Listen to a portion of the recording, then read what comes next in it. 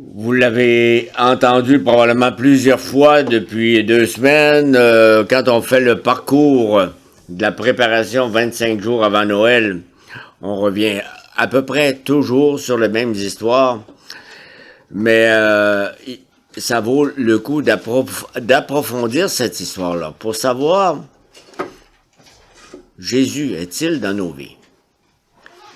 Il est né dans une étable, il est né là-bas, mais dans nos vies, est-ce qu'il fait bouger quelque chose? Nous reprenons le chapitre 2 de l'Évangile de Luc, les 20 premiers versets. Et la prédication sera surtout sur les 3 derniers. À cette époque-là parut un édit de l'empereur Auguste qui ordonnait le recensement de tout l'Empire. Ce premier recensement eut lieu pendant que Quirinius était gouverneur de Syrie. Tous allaient se faire inscrire, chacun dans sa ville d'origine. Joseph aussi monta de la Galilée, de la ville de Nazareth, pour se rendre en Judée, dans la ville de David, appelée Bethléem, parce qu'il était de la famille et de la lignée de David. Il y alla pour se faire inscrire avec sa femme Marie qui était enceinte. Pendant qu'ils étaient là, le moment où Marie devait accoucher arriva, et elle mit au monde son fils premier-né. Elle l'enveloppa de l'ange et le coucha dans une mangeoire parce qu'il n'y avait pas de place pour eux dans la salle des hôtes. Il y avait dans la même région des bergers qui passaient la nuit dans les champs pour y garder leurs troupeaux. Un ange du Seigneur leur apparut et la gloire du Seigneur resplendit autour d'eux. Ils furent saisis d'une grande frayeur. Mais l'ange leur dit, « N'ayez pas peur, car je vous annonce une bonne nouvelle qui sera une source de grande joie pour tout le peuple. Aujourd'hui, dans la ville de David, il vous est né un sauveur qui est le Messie, le Seigneur. Voici à quel signe vous le reconnaîtrez. Vous trouverez un nouveau-né enveloppé de l'ange et couché dans une mangeoire. » Et tout à coup, une foule d'anges de l'armée céleste se joignit à l'ange. Ils adressaient des louanges à Dieu et disaient « Gloire à Dieu dans les lieux très hauts, paix sur la terre et bienveillance parmi les hommes. » Lorsque les anges les eurent quittés pour retourner au ciel, les bergers se dirent les uns aux autres « Allons jusqu'à Bethléem pour voir ce qui est arrivé, ce que le Seigneur nous a fait connaître. » Ils se dépêchèrent d'y aller et ils y trouvèrent Marie et Joseph ainsi que le nouveau-né couché dans la mangeoire. Après l'avoir vu, ils racontèrent ce qui leur avait été dit au sujet de cet enfant. Tous ceux qui entendirent les bergers furent étonnés de ce qu'il leur disait. Marie gardait le souvenir de tout cela et le méditait dans son cœur.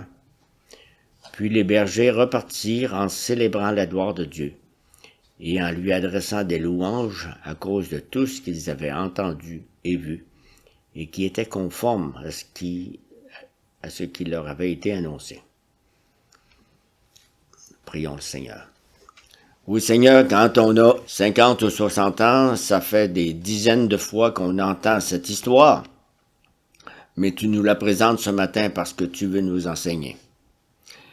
Et tu veux que nous ayons une part dans cette histoire. Tu veux que les anges et les bergers qui se sont étonnés, qui ont annoncé la bonne nouvelle, ils viennent nous l'annoncer à nous, et que nous soyons aussi maintenant des anges et des bergers pour les autres. Seigneur, par ton Esprit Saint, viens nous prêcher ta bonne parole. Amen.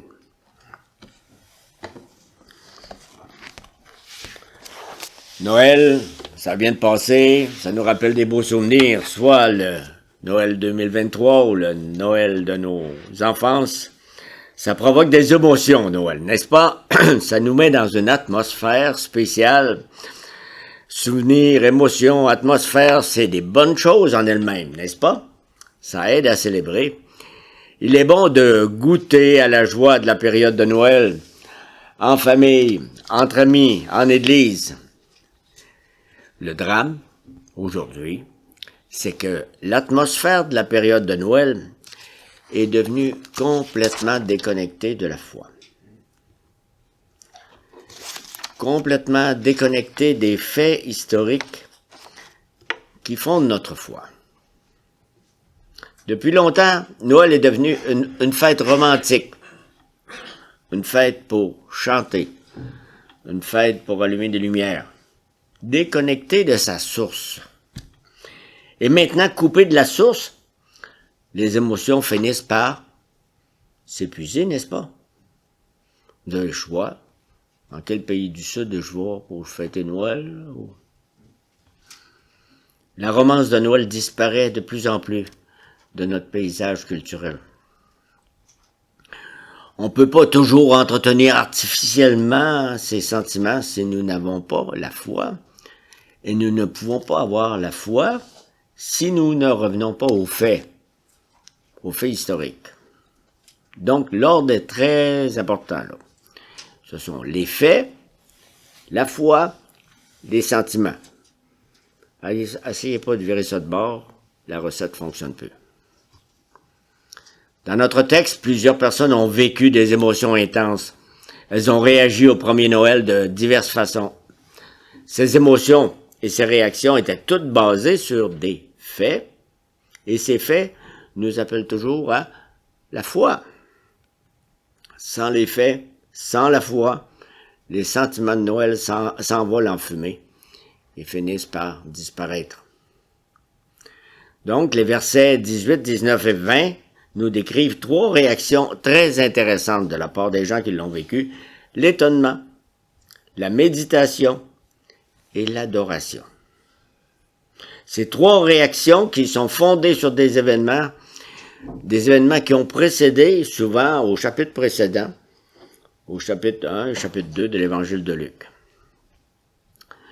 Allons faire un tour dans ce qu'ont vécu les bergers, les anges, Marie, Joseph. Tous ceux qui les entendirent au verset 18, qui entendirent les bergers, furent étonnés de ce qu'ils leur disaient. Les gens étaient émerveillés, étonnés. Ils étaient impressionnés d'entendre tout ce que les bergers leur racontaient, surtout que ce n'étaient pas les porte-paroles quotidiens pour annoncer des bonnes nouvelles. Un ange du Seigneur nous est apparu, qu'il disait. La gloire du Seigneur a resplendi autour de nous. Nous avons été saisis d'une grande crainte. L'ange nous a annoncé la bonne nouvelle d'une grande joie pour tout le peuple. Aujourd'hui, verset 11, dans la ville de David, il vous est né un sauveur, qui est le Messie, le Seigneur. Voyez ce que les bergers leur racontaient à tout le monde. Ensuite, nous avons vu une multitude d'anges qui louaient Dieu et qui lui rendaient gloire. Et puis, nous sommes allés à Bethléem, et là, nous avons vu Marie, Joseph, le nouveau-né, dans une mangeoire. Exactement comme l'ange nous l'avait annoncé. Le Sauveur dans son humiliation. Et tous les gens qui entendaient les bergers leur raconter cette histoire étaient étonnés. Si on va ailleurs dans la Bible, puis on voit d'autres rencontres surnaturelles, d'autres rencontres des anges ou des envoyés de Dieu, on lit beaucoup, souvent, des réactions d'étonnement. Quand Dieu se révèle, quand Jésus fait des miracles, les gens sont étonnés, stupéfaits, ils sont impressionnés de voir ces grandes choses. L'étonnement est une bonne réaction qui rend gloire à Dieu. On ne dit pas au monde, là, fermez-vous là, il n'y a rien là. Et Luc nous rapporte l'étonnement de ces gens pour nous montrer la grandeur de ce qui venait d'arriver. Si je reprends au verset 10 et 11 de ce qu'on a lu, « Je vous annonce une bonne nouvelle qui sera une source de grande joie pour tout le peuple. Aujourd'hui, dans la ville de David, il vous est né un sauveur qui est le Messie, le Seigneur. » Vous voyez là que dans la vie de ces gens-là, il y a quelque chose là qui est nouveau, qui est étonnant. Aujourd'hui, dans la petite place de Bethléem, il y a le sauveur que vous attendez depuis si longtemps. Il y a de quoi s'étonner, n'est-ce pas? Sommes-nous, nous, encore étonnés par la bonne nouvelle du premier Noël? La naissance du Sauveur, le Christ, le Seigneur, c'est un événement vraiment surprenant, vraiment étonnant. Gloire à Dieu dans les lieux très hauts, que disaient les anges, paix sur la terre et bienveillance parmi les hommes, au verset 14.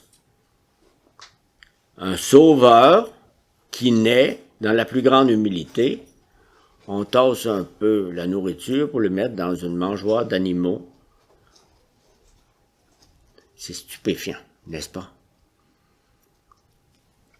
Toutefois, l'étonnement, il peut rester superficiel. L'étonnement peut même embrouiller les choses et nous empêcher de voir clairement. Les détails importants peuvent nous échapper et nous pouvons même passer complètement à côté du vrai message. Et je parle à des gens qui en ont vécu des événements étonnants. Et puis vous voyez que les réactions de ces gens-là ne sont pas les mêmes face au même étonnement, au même événement. Tous ces gens qui ont été étonnés lors du premier Noël, que leur est-il arrivé par la suite? Ont-ils cherché à mieux comprendre? Nous ne savons pas. Aujourd'hui encore, des gens sont émerveillés par Noël. Même si autour de nous, ils sont pas tellement nombreux. Ce petit enfant dans la crèche, c'est beau, c'est touchant, mais qu'est-ce que ça signifie au juste pour eux? Qu'est-ce que ça change dans leur vie? C'est ça qui compte, parce que tout ce qu'on a de parole de Dieu vient pour que ça soit une bonne nouvelle. Puis une vraie nouvelle, ça change nos vies. Souvent, ça ne change pas grand-chose. Il faut aller au-delà de l'étonnement. Notre texte nous emmène à faire un pas de plus en nous présentant une deuxième réaction, la méditation. Nous le lisons au verset 19. Marie gardait le souvenir de tout cela et le méditait dans son cœur. Sa réaction était très différente du simple étonnement. Une réaction plus profonde, intérieure, dans sa mémoire, dans ses pensées, dans son cœur. Marie conservait toutes ces choses. Quelles choses? Tout ce qu'elle avait vu, tout ce qu'elle avait entendu depuis près d'1 an. C'était pas les dernières heures avec les animaux à Bethléem. D'abord, il y avait un ange, l'ange Gabriel, qui était venu lui annoncer qu'elle deviendrait enceinte, qu'elle enfanterait un fils et qu'elle l'appellerait du nom de Jésus. Il devait y avoir un certain étonnement à ce moment-là.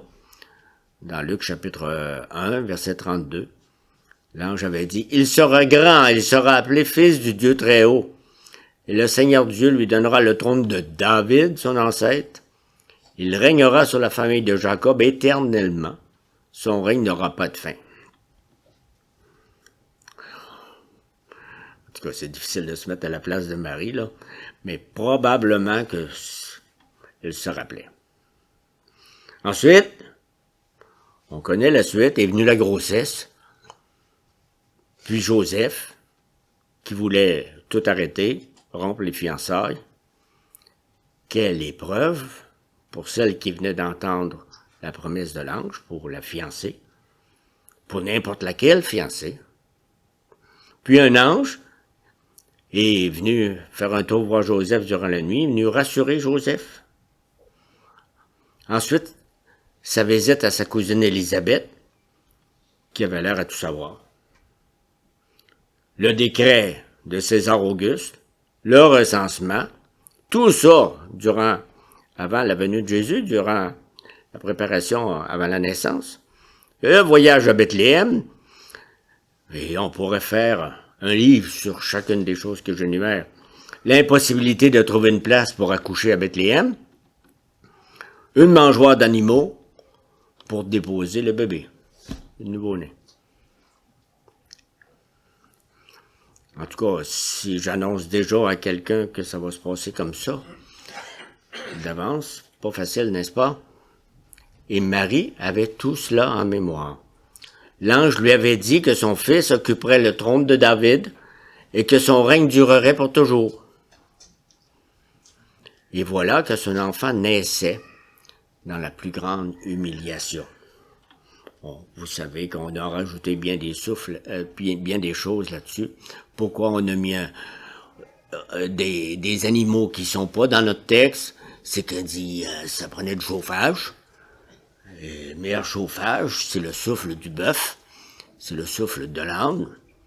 Et pour le roi des cieux, quel chauffage! Qu'est-ce que tout cela signifiait? Marie, elle ne devait pas avoir la tête assez grande pour garder toutes ces questions. Elle a sûrement été éprouvée par tous ces événements et question par-dessus question. Puis, le bébé est né, elle a trouvé une place, puis les bergers arrivent en gang. Ils sont venus lui raconter, « Hey, il y a un ange qui est venu nous parler. N'ayez pas peur quand je vous annonce une bonne nouvelle que disaient les anges, qui sera une source de grande joie pour tout le peuple. » Au verset 10 et 11 de ce chapitre. « Aujourd'hui, dans la ville de David, il vous est né, pas un bébé, il vous est né un sauveur qui est le Messie, le Seigneur. » Marie, qui entend plus ça, là, d'un ange ou d'Élisabeth, qui entend ça par une gang de bergers qui ont laissé leurs animaux dans le champ. En plus, cette bonne nouvelle était accompagnée d'un signe. C'était quoi le signe? De quel signe s'agissait-il? Un orchestre symphonique venu acclamer l'arrivée du grand roi? Non. D'une suite royale digne du plus grand monarque? Pas du tout. Voilà à quel signe vous le reconnaîtrez, qui a été dit au berger au verset 12. Vous trouverez un nouveau-né, enveloppé de l'ange et couché dans une mangeoire. Ça ferait les nouvelles, n'est-ce pas? On parle des urgences qui sont remplies. Si on avait cette nouvelle-là, là, on en parlerait longtemps, n'est-ce pas? C'était là le signe. Et c'est exactement ce que les bergers ont trouvé. Ils ont vu, les bergers, le Fils de David, le Christ, le Sauveur, le Seigneur, dans la plus grande humiliation. Et les bergers ont tout raconté à Marie. Certainement, quand on est étonné, transporté, questionné, on connaît nos enfants, là. Ça. Elle a sûrement été réconfortée par leur témoignage, parce qu'il n'arrivait pas seulement qu'un bébé devant elle dans le mangeoire, il arrivait le témoignage des anges du ciel. Tout ce que l'ange Gabriel lui avait été dit, lui avait déjà dit, c'était confirmé. Ah, vous voyez déjà comment ça met des parties de sa mémoire, des morceaux ensemble. On dit, fouillons un peu sur qu'est-ce qui pouvait se passer dans l'esprit de Marie. On dit que Marie gardait le souvenir de tout cela. Le mot « garder le souvenir » signifie garder précieusement, protéger comme un trésor. Le lendemain, elle ne l'avait pas oublié. Marie n'était pas seulement étonnée, impressionnée, mais elle était activement occupée à garder toutes ces choses et toutes ces choses bien à l'abri, en dedans d'elle-même. Probablement que quand elle allait s'endormir, ça repassait là. Aujourd'hui, j'ai vu, j'ai entendu. Ça me fait penser à d'autres choses que j'ai déjà entendues des prophètes. Elle se concentrait sur tout ce qu'elle avait vu et entendu, afin de garder tout cela précieusement dans sa mémoire. La méditation, c'est une activité consciente et volontaire. Ces choses étaient tellement importantes, il ne fallait pas qu'elle oublie un seul détail. Moi, j'ai souvent pensé que la méditation, là, c'est laisser aller ma tête. Bon, ok, tu sais pas trop, ça commence là. On se rappelle des airs de musique, on se rappelle de visages. Presque un rêve. Il ne fallait pas qu'elle oublie un seul détail. Elle enregistrait toutes ces informations dans sa mémoire. Elle les conservait précieusement. J'ai été un peu surpris en lisant ça parce que ça ressemble quasiment à la description qu'on fait de nos ordinateurs aujourd'hui. Tout garder les informations et on va voir plus loin que c'est pas seulement faire des fichiers puis remplir un classeur. Mais c'était pas tout, justement. Elle les méditait dans son cœur. Le mot méditer signifie mettre ensemble, rencontrer ensemble. Ce mot est parfois utilisé pour parler d'une conversation. Il peut s'agir de deux personnes qui se rencontrent et qui ont une conversation ensemble, ou encore d'une seule personne en conversation avec elle-même. La réflexion est profonde. Les pensées sont tournées et retournées dans l'esprit. Vous savez, dans le temps des fêtes, vous rencontrez une nouvelle personne qui dit « Ah, j'ai connu un tel de ta famille, c'était il y a tant d'années. » Et là, vous voyez que, waouh, vous êtes en train de meubler une mémoire. On cherche à imbriquer tous les morceaux du casse-tête. Marie repassait toutes les choses qu'elle avait vues et entendues dans son cœur. Elle ne faisait pas que conserver ou mémoriser bêtement les informations, comme on met des informations sur une clé USB ou sur un disque dur. Elle s'efforçait de traiter ces informations. Elle réfléchissait, elle méditait, elle mettait tout ensemble, elle essayait de faire des liens pour comprendre. Ça fait toute partie de l'exercice de méditation. Souvent, quand on se rencontre, on fait des groupes vie, on fait des méditations personnelles le matin, on se rapproche de Marie. L'ange lui avait dit dans le premier chapitre, l'ange Gabriel, voici tu seras enceinte, tu mettras au monde un fils, tu lui donneras le nom de Jésus, il sera grand, il sera appelé fils du Dieu très haut, et le Seigneur Dieu lui donnera le trône de David, son ancêtre. Il régnera sur la famille de Jacob éternellement, et son règne n'aura pas de fin. C'était beau d'entendre la parole de l'ange, mais c'était beau de s'en souvenir, parce que tous les faits ne ressemblaient pas à ça.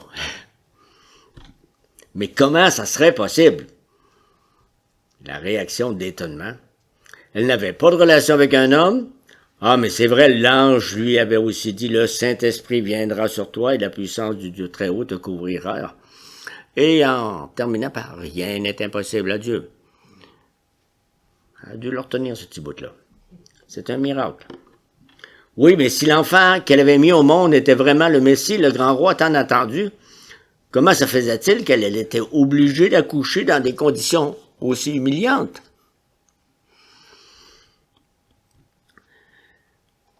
Ah, c'est vrai, les bergers étaient venus le confirmer. C'était pas les plus... D'ordinaire, les bergers, je pense qu'ils rentraient pas dans les villages. Hein. On préférait qu'ils restent dans le champ avec leurs troupeaux. C'était pas...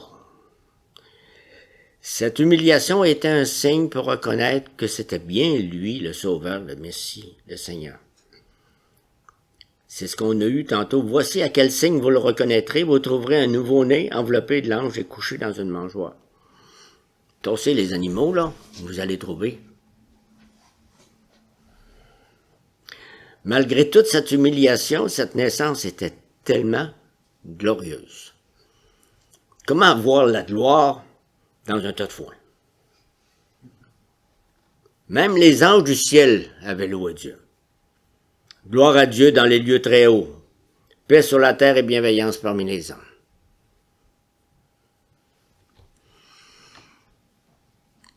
Vous voyez que Marie essayait de comprendre. Il y avait plus que les douleurs de l'enfantement, là. Elle faisait des liens. Oui, on m'a déjà dit ça, oui.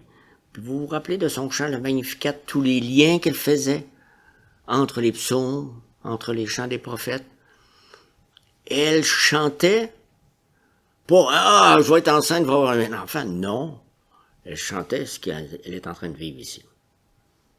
Elle pensait aux prophètes de l'Ancien Testament, à l'accomplissement des prophéties. Elle réfléchissait à la promesse faite à David, qui elle aussi, c'est une promesse un petit peu spéciale. À son accomplissement dans la ville de David. Ça faisait presque 1000 ans que David était né, passé par là. Son fils était le Sauveur, le Christ, le Messie, loin de l'Éternel, le Seigneur. Cette naissance serait sûrement importante pour les siècles à venir. C'était une joie pour tout le peuple. Et quand on dit une joie pour tout le peuple, c'est une joie pour tous les siècles. Pour nous aussi, parce que nous faisons partie du peuple pour lequel les anges chantaient. Tout ce que Marie conservait précieusement dans son cœur, tournait autour de ce bébé. Tout son effort mental pour essayer de comprendre la signification de la naissance de son fils tournait autour de la personne et de l'œuvre de Jésus-Christ. Elle conservait, elle gardait précieusement, elle méditait, elle réfléchissait intensément. Avouons que pour nous, aujourd'hui, à notre époque, qui sommes habitués des fois à nous lever sur notre clavier d'ordinateur, la méditation, la véritable méditation des vérités bibliques, c'est pas une activité que nous pratiquons facilement.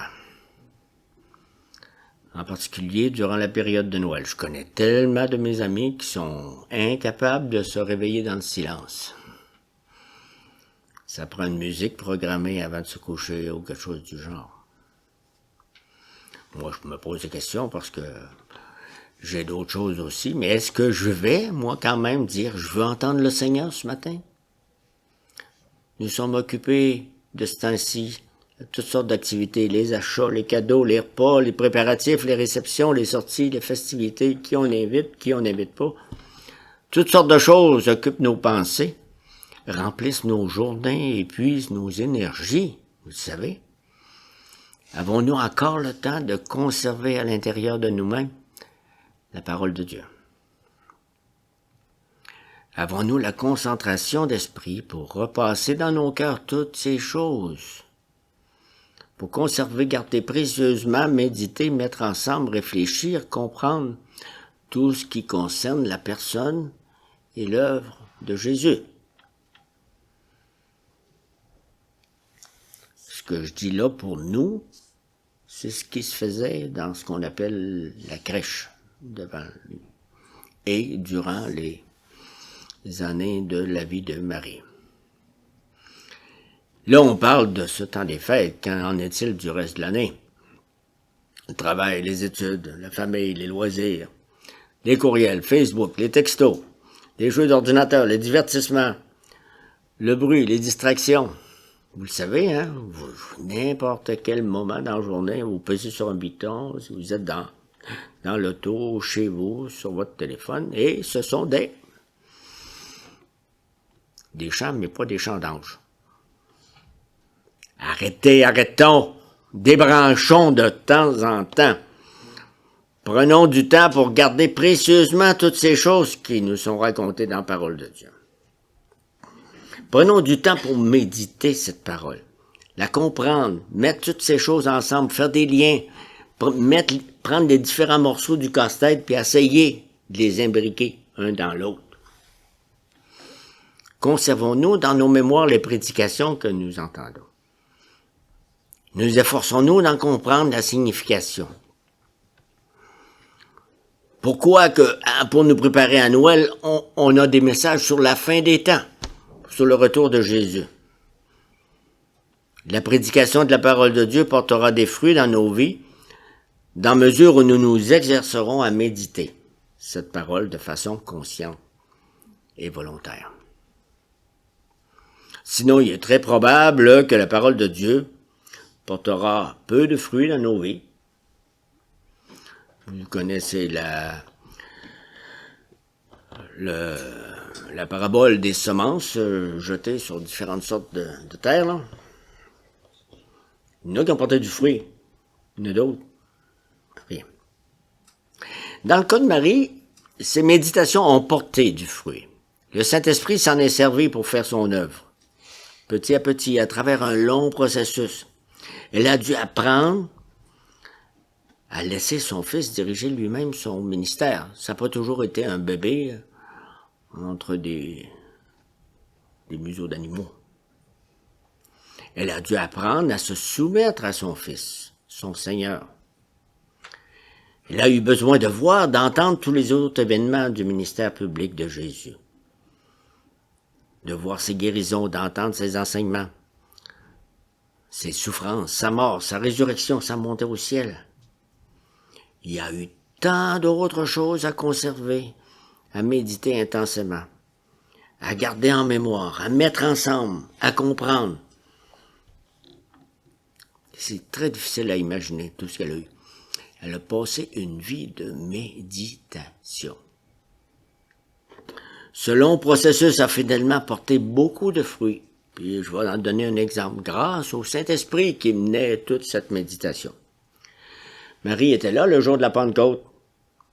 Vous vous rappelez de ce récit? Elle persévérait dans la prière avec les autres disciples. Elle faisait partie des croyants et des adorateurs. Ces méditations ont porté du fruit. Elles ont même aidé Luc à écrire son évangile. Luc a fait des recherches exactes pour savoir tout ce qui s'était passé depuis le début et pour en comprendre lui-même la signification. Vous vous rappelez de ces premiers versets de son évangile des Actes des Apôtres aussi. Il a sûrement consulté Marie, n'est-ce pas? Tout ce que Marie a conservé et repassé dans le secret de son cœur a fini par être publié au grand jour dans les évangiles. Pour qu'à notre tour, nous puissions garder et méditer toutes ces choses, pour connaître notre foi, pour que notre foi grandisse et s'affermisse. On est en train de jouir, de récolter des fruits de la méditation de Marie en lisant l'évangile de Luc. Mais ça ne serait pas complet, ça sera beaucoup plus court, il y a une troisième réaction. Cette troisième réaction, c'est l'adoration. Au verset 20, on lit « Et les bergers repartirent en célébrant la gloire de Dieu et en lui adressant des louanges à cause de tout ce qu'ils avaient entendu et vu, et qui était conforme à ce qui leur avait été annoncé. » Essayez pas d'effet fermé. Essayez pas. Je suis certain qu'on n'entendait plus les moutons. L'étonnement, c'est une belle chose, passagère. La méditation, c'est une chose excellente, beaucoup plus profonde, qui produit des fruits dans la durée. Cependant, la naissance de Jésus devait être célébrée avec gloire dès le premier instant. Dieu ne voulait pas attendre que Marie soit finalement prête à l'adorer. Dieu s'est servi des bergers pour glorifier son nom dès la venue de son Fils dans le monde. Les bergers repartirent en célébrant la gloire de Dieu et en lui adressant des louanges. Glorifier, louer sont deux mots à peu près synonymes qui signifient élever le nom de Dieu, dire de grandes choses à son sujet. Les bergers et les autres, ils débordaient de bonheur, d'enthousiasme et d'exubérance. Ils ne pouvaient pas arrêter de parler de tout ce qu'ils avaient vu et entendu. Quelle belle réaction à ce premier Noël. Ils glorifiaient et louaient Dieu à cause de tout ce qu'ils avaient entendu et vu, et qui était conforme à ce qui leur avait été annoncé. Évidemment, ce n'est pas les bergers qui ont fait que Dieu était devenu grand ou qui ont fait grandir le nom de Dieu. Dieu est grand. Les faits l'ont démontré. Les bergers ont d'abord entendu les anges de leurs propres oreilles. Leurs yeux ont ensuite vu le nouveau-né. Ils n'ont pas été offusqués qu'il soit là à travers des animaux, dans une mangeoire. L'ange leur avait déjà dit ce qui arriverait. Maintenant, leur bouche était d'accord pour dire tout ce qui les avait surpris. Dieu avait montré sa grandeur par la venue du Sauveur, et les bergers ont reconnu sa grandeur en glorifiant avec joie et reconnaissance. Mais vous remarquez probablement que les bergers n'ont pas été les premiers à s'exclamer dans l'adoration. Les anges avaient déjà donné l'exemple. Les bergers se sont dit « Hein! » Pourtant, on a éteint la radio, ça chante en pleine nuit. Les bergers avaient déjà entendu la multitude des anges. Gloire à Dieu dans les lieux très hauts, paix sur la terre. Les premiers à louer Dieu pour la naissance du Sauveur n'ont pas été les bergers, mais les anges célestes, purs, parfaits, sans péché, sans défaut. Ces anges-là n'avaient pas besoin d'un sauveur. Alors pourquoi louer Dieu pour ce Sauveur? Parce que Dieu était digne d'être loué par toutes ses créatures et parce que les hommes ont été poussés à saisir la grandeur de l'événement en entendant les anges glorifier Dieu. Des fois, on a besoin de quelqu'un qui nous souffle quelque chose. Hein? Oui, Dieu est content d'être loué et glorifié par les anges. Mais Dieu n'est pas satisfait. Tant que les hommes pécheurs sur la terre, ils font pas la même chose que les anges. Dieu s'est servi des simples bergers, ordinaires pécheurs, pour le louer et le glorifier. Pourquoi? Parce que c'est pour des hommes comme eux que Jésus-Christ, le Sauveur, le Seigneur, est venu.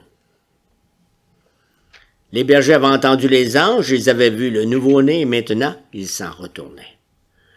Le travail continuait, ils devaient retourner, s'occuper de leurs troupeaux.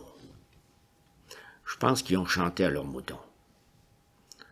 Cependant, parce que je considère que ces bergers-là étaient profondément différents, transformés. J'ajouterais probablement convertis. Ils glorifiaient Dieu, ils louaient Dieu pour tout ce qu'ils avaient entendu et vu. En tout cas, ils étaient ce qu'on appelle aujourd'hui évangélistes. Allez à l'étable, vous allez trouver ce que Dieu fait. Il faut être capable, hein? Ils n'avaient pourtant pas encore vu ni entendu tout le reste de l'histoire que nous autres nous connaissons. Les œuvres de Jésus, sa mort, sa résurrection, sa montée au ciel. Tout ça, c'était à venir. Des choses que nous avons et qu'eux n'ont pas encore. Les bergers sont en quelque sorte des témoins qui nous accusent. Nous qui sommes si lents à louer Dieu et à le glorifier. Nous avons beaucoup plus de richesses qu'eux, et pourtant nous sommes si peu portés à l'adoration. Nous devrions au contraire louer Dieu encore bien plus qu'eux. Je me demande, là, j'ai toutes sortes d'images en tête, est-ce qu'on devrait être en train de prêcher ça à la piscine, en bas?